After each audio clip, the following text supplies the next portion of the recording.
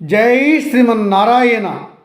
ఈరోజు మనం ధర్మపదం గ్రంథంలోని చాప్టర్ 5 విభాగము 2 ధృతరాష్ట్ర మహారాజుకు జీవిత వేదాంతాన్ని బోధించేటువంటి విదురులు. సోదరా విదురా, నీవు ఎంత చెప్పినా కూడా నా మనసులోని వ్యధ తీరిపోవటం లేదు. నేడు కొడుకులా లేరు, మనువులా లేరు. ఎలా జీవించాలి, ఎందుకు ఈ జీవితము అంటూ ఏడుస్తున్నాడు ధృతరాష్ట్ర మహారాజు. చెబుతున్నాడు అతని తమ్ముడు మహామంత్రి విదురుడు. మహారాజా, ఎవరు కొడుకులు, ఎవరు మనుమలు, ఎవరు భార్య, ఎవరు అంతా ఈ జన్మ వరకే. ఈ విషయం నీకు ఇంతకు ముందే మునులు నేను చెప్పి ఉన్నాము. కొడుకులు కానీ, మనుమలు కానీ, భార్య కానీ, తల్లి కానీ, తండ్రి కానీ ఈ జన్మ వరకే. మరలా జన్మకు వీరు ఉండరు, అది గుర్తుంచుకును. మరు జన్మలో మనము ఎవరికి పుడతామో, ఏ జన్మ ఎత్తుతామో, మనకి బంధువులు ఎవరు మనం చెప్పగలమా? చెప్పలేము. గనుక మనం ఎందుకు ఇలా ఏడ్చుతూ రోధిస్తూ ఉండటం? మానవునికి కానీ ఏ జీవికి కానీ ఆ జన్మ ఒక ప్రత్యేక జీవితం. ఆయా జన్మలలో మనము ఏ జీవికైనా అన్యాయం చేశామా, హాని చేశామా, లేక ధర్మంగా జీవించామా, అధర్మాలు చేశామా అని మాత్రమే మనం గుర్తుంచుకోవాలి. ఆయా జన్మలలో మనం చేసిన పాప పుణ్యాలు మాత్రమే మనతో వస్తాయి. మరుజన్మకు అవి ఫలితాన్ని ఇస్తాయి. మనం చేసిన తపస్సు, మనం చేసిన దానము, మనం నిర్వహించిన ధర్మము, మనం చేసిన పాపాలు అధర్మాలు అన్నీ కూడా ఆ భగవానుడు లెక్క కట్టి మనకు మరుజన్మకు దానిని ప్రసాదంగా ఇచ్చి పంపుతాడు. గనుక మనం ఈ జన్మలో ఎంత పుణ్యరాశి సంపాదించుకున్నాము, ఎంత పాపరాశిని ప్రోగు చేసుకున్నాము అనేది జ్ఞాపకం ఉంచుకొని మనం జీవించాలి. మరుజన్మకు అవే కదా మనతో వచ్చేవి. అందుకే మహారాజా, మానవుడు జన్మతః పొందిన హోదా, ధనము, ఆరోగ్యము, మంచి భార్య, మంచి బిడ్డలు, లేకపోతే హీన జన్మ, హీన స్థితి, ధనము లేని స్థాయి, మంచి భార్య, మంచి కుమారులు లేని స్థాయి వచ్చేది కారణం మనము గత జన్మలో సంపాదించున్న పాప పుణ్యాల ఫలితమే అని తెలుసుకోండి. వైశంపాయన మహాశయ, మహాత్ముడు విదురుడు ఎంతటి ధర్మం చెప్తున్నాడు, జీవిత సత్యాలు చెప్తున్నాడు. చాలా వింతగా ఉంది వినడానికి. ఈ వేదాంతం మరలా చెప్పు అని అడిగాడు మహారాజు ఆ వైశంపాయన మహర్షిని. అవును మహారాజా, విదురుని మాటలు విన్నటువంటి ఆ ధృతరాష్ట్ర మహారాజు తన ఏడుపును ఆపేశాడు. తమ్ముడు వైపు చూసి, విదురా, నాకు గల కొన్ని అనుమానములు తీర్చ ప్రార్థిస్తున్నాను అని అన్నాడు.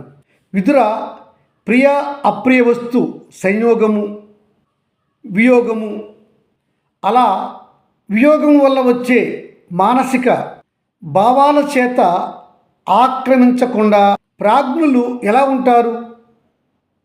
ఆ ప్రాజ్ఞులకి అది ఎలా సాధ్యపడుతుంది? నాకు ఈ విషయాన్ని వివరించు అనగా విదురుల వారు చెప్తున్నారు వేదాంత రహస్యం. మహారాజా, బాగా వేదాంతాన్ని తరచి చూస్తే ఈ సంసారం అనే ఒక మహావృక్షాన్ని అరటి చెట్టుతో పోల్చి మహా దుర్బలమైనదిగా మనం భావించాలి. ఈ విషయం తెలిసి లోకం పట్ల ఆసక్తిని పొందిన మనిషి అందుకు తన మనసును ఎందుకు గురి చేస్తాడు? ఇంకా మనం పరిశీలన చేస్తే శరీరం కూడా ఎందుకు భిన్నమైనది అంటే శరీరము తనకంటే భిన్నమైనదిగా గుర్తించాలి. అందుకే మహారాజా, విజ్ఞులు పండితులు ఇట్టి శ్లోకాలను స్వీకరింపరు. అంతా విధి నిర్ణయం ప్రకారమే, గత జన్మ పాప పుణ్యాల ప్రకారమే జరుగుతుందని భావించి విలపించరు. మహారాజా, ఇంతకుముందు యుద్ధములో మొదటి రోజు శ్రీకృష్ణ పరమాత్మ శోకముతో ఉన్న అర్జునుడికి ధర్మోపదేశం చేశాడు. అదే గీతోపదేశం. అందులో ఆత్మ గురించి ఆయన చెప్పారు. అది నీవు వినే ఉన్నావు కదా. ఆ ఆత్మకు ఉండే సత్యములు ఆ గీతలో ఉన్నవి. అవి విన్నావు గనుక అర్థం చేసుకుంటే చాలు. ఒక జీవికి జన్మ ఎలాగో మరణము కూడా అలాగే. వాటిని తప్పించుట శక్యము కాదు. ఈ శరీరము బలహీనపడిన తరువాత ఈ శరీరంలో ఉన్న ఆత్మ వేరొక శరీరాన్ని ఆశ్రయించి అందులో చేరుటయే మరణము, జన్మము. అంటే మహారాజా, సులువుగా అర్థం చేసుకోవాలంటే ఒక గృహస్థు పాడైపోయిన ఒక ఇంటి నుంచి తన కుటుంబాన్ని మార్చుకొని వెళ్ళి ఇంకొక మంచి ఇంటికి చేరుట లాంటిది. ఇది ఆత్మకు సర్వసహజం. మహారాజా, ఇంకా కొన్ని ఉదాహరణలు జన్మించుట కొరకు, మరణించుట కొరకు చెప్పేదని వినండి. ఒక కుమ్మరి తన సారె పైన పిసికిన బంకమట్టిని పెట్టి సారెను తిప్పుతూ ఉన్నప్పుడు ఆ సారి పైన తయారవుతున్నటువంటి కొండలు పాకము సరిపోగా కొన్ని కొండ తయారయ్యే ముందే అవి పగిలిపోయి పడిపోతూ ఉంటాయి. ఇలాంటిది మానవ స్త్రీ గర్భములో ఉన్నటువంటి శిశువు పుట్టక ముందే చనిపోవుట. ఇంకా ఒక ఉదాహరణ చెప్తాను మహారాజా. కుమ్మరి తన సారి పైన బంకమట్టిని పిసికి కొండను తయారు చేస్తాడు. ఆ కొండ బయటికి వస్తుంది, కానీ అది నిలవదు. సరైన పాకము లేక ఆ కొండ బయటికి వచ్చినాక పగిలిపోయి పోతుంది. అలాగనే మానవ స్త్రీ గర్భం నుండి బయటికి వచ్చినటువంటి పిండము శిశువుగా వచ్చి కొద్ది కాలానికి ఆ శిశువు సరైన ఆరోగ్యం లేక మరణిస్తుంది. ఇంకా మహారాజా చెప్తాను వినండి. కుమ్మరి తన సారిపైన బంకమట్టిని పెట్టి సారితో తిప్పుతూ కుండను తయారు చేసి ఆ కుండను బయటికి తీసి అగ్నిలో కాల్చి దానిని గట్టిగా చేయును. ఆ చేస్తున్నప్పుడు కొన్ని కుండలు పగిలిపోతాయి. అలా అగ్నిలో కాలిన ఆ కుండలు బయటికి వచ్చి అవి వాడుకలోకి రాకముందే కొన్ని కుండలు పగిలిపోతాయి. అంటే తల్లి జన్మ ఇచ్చిన తర్వాత ఆ బిడ్డ కొన్ని నాళ్ళు ఉండగానే వయోజనుడు కాకుండానే శైశవ దశ లేదా బాల్య దశలోనే ఆ బిడ్డ చనిపోయే అవకాశాలు కూడా ఉంటాయి. ఇదియే కుమ్మరి సారిపై వచ్చేటువంటి శిశువు కొన్నాళ్ళకు ఎలా చనిపోతాడో అలాగే కూడా అతని యొక్క కొండ కూడా అలాగే బద్దలవుతుంది. ఈ బద్దలవ్వటమే బాల్య దశలో శిశువు చనిపోవడంతో మనం పోల్చుకోవాలి. తదుపరి కుమ్మరి సారిపైన కుండ తయారై బయటికి వచ్చి ఆ కుండను అగ్నిలో కాల్చి వినియోగదారుడికి విక్రయిస్తాడు. ఆ వినియోగదారుడు ఆ కుండను తీసుకొని వెళ్ళి ఎంతో కాలము వాడకుండానే ఆ కుండ పగిలిపోతుంది. అలాగనే తల్లి గర్భం నుండి శిశువు బయటికి వచ్చిన తరువాత కొన్ని నాళ్ళు జీవించి బాల్యదశ అధిగమించి యవ్వనంలోకి వస్తాడు. యవ్వనంలోకి వచ్చిన తరువాత అతడు పూర్తిగా జీవితాన్ని చూడకముందే మరణిస్తాడు. అది కూడా ఈ కుమ్మరి కుండవలే. అలాగే మహారాజా, ఆ కుమ్మరి సారిపై తయారైనటువంటి కుండ బయటకు వచ్చి అగ్నిలో కాలి వినియోగదారుడికి విక్రయించిన తర్వాత వినియోగదారుడు ఆ కుండను చాలా కాలం ఉపయోగిస్తాడు. చాలా కాలం ఉపయోగించిన తర్వాత ఆ కుండ చివరికి బద్దలవుతుంది. అంటే తల్లి గర్భం నుండి శిశువు జన్మించి బయటికి వచ్చి శిశు మహాదశ, బాల్యదశ, యవ్వనము, మధ్య వయస్కు అంతా దాటి వృద్ధుడై జీవితాంతము జీవించి ఆనాడు అతడు వృద్ధాప్యం వల్ల మరణిస్తాడు. ఇది దానికి ఉదాహరణగా మనం తెలుసుకోవాలి మహారాజా.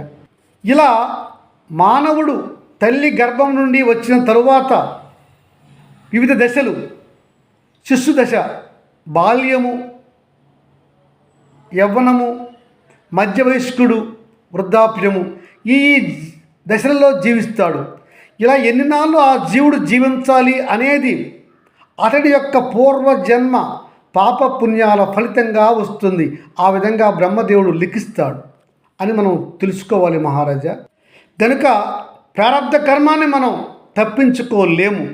అయితే ప్రారబ్ధ కర్మాన్ని పూర్తిగా తగ్గించలేము, కానీ మహారాజా కొంతవరకు దానిని మనం మార్చుకొనవచ్చును.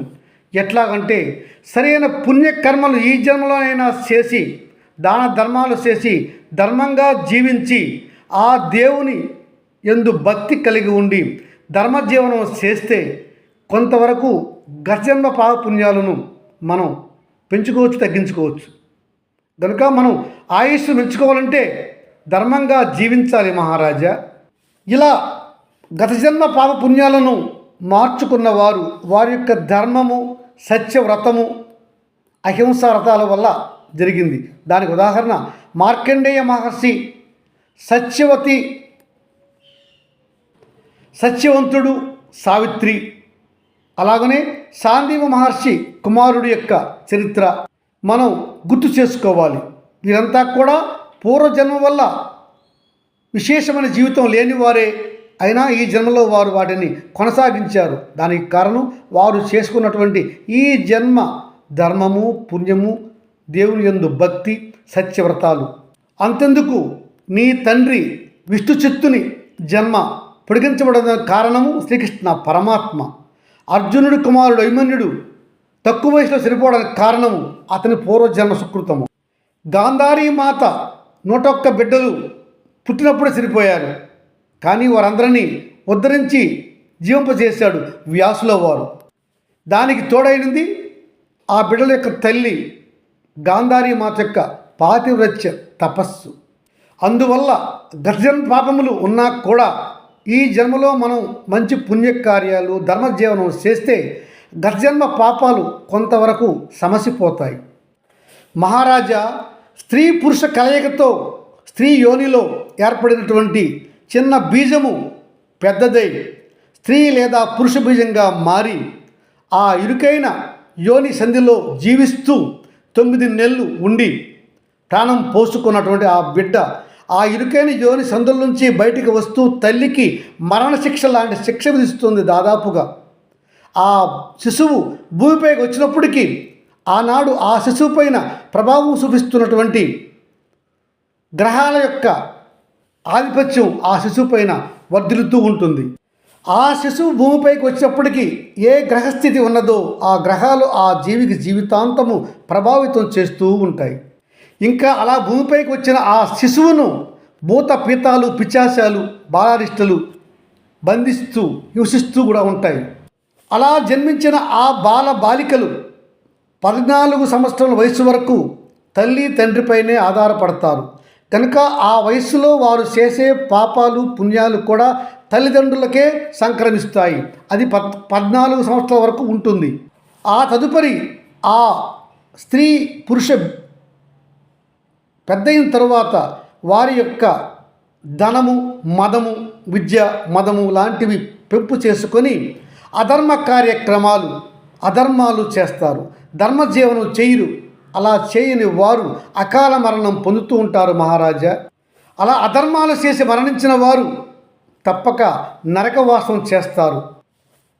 అలా జన్మించుతూ ఉన్నటువంటి ఆ స్త్రీ పురుషులు ధనము, విద్య, హోదా ఉన్నప్పటికీ కూడా ధర్మాన్ని విడవక హోదాను మరచి అందరితో సమానంగా స్నేహంగా ఉంటూ ధర్మజీవనం చేస్తారు. వారే సమాజంలో గొప్పవారు. వారు వారి జీవితానంతరము పుణ్యలోకాలు చేరి తరిస్తారు. అంటే వారు ధర్మజీవనులు అని మనం అర్థం చేసుకోవాలి. ధర్మంగా జీవించే వారికి మంచి మరణము, మంచి జీవితము, జీవితానంతరము మంచి సద్గతి కూడా కలుగుతుంది మహారాజా. ఇదే మహారాజా సంసార గహనం అనే విద్య. దీనిని తెలుసుకుంటే మానవుడు చాలా సుఖంగా ఉంటాడు, ధర్మంగా జీవిస్తాడు. లేనినాడు నీ కుమారుల వలె నష్టపోతారు అని చెప్పాడు విదురుడు మహారాజు ధృతరాష్ట్రునికి. జై శ్రీమన్నారాయణ.